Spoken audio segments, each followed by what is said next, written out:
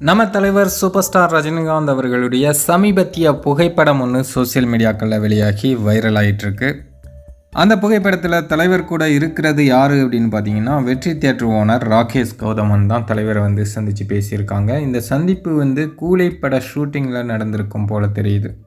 ஏன்னா ராகேஷ் கௌதமன் ஒரு ட்வீட்டும் போட்டிருக்காரு. அந்த ட்வீட்டில் டைரக்டர் லோகேஷ் ப்ரோவுக்கு நன்றியும் சொல்லியிருக்காரு.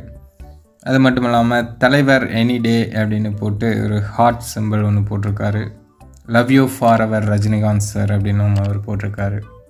ஸோ தலைவரை நேசிக்காதவங்க யார் இருக்க முடியும்? அதுவும் தியேட்டருக்காரங்க எல்லாருக்குமே தலைவர் ரொம்ப பிடித்து போன ரொம்ப ஃபேவரட்டான ஒரு மனிதராக இருப்பார். ஏன்னா தலைவர் படம் வரும்போது தான் அவங்களுடைய தியேட்டர்களில் கூட்டம் நிரம்பி வழியும், அவங்களுக்கும் வருமானம் அதிகமாக கிடைக்கும்.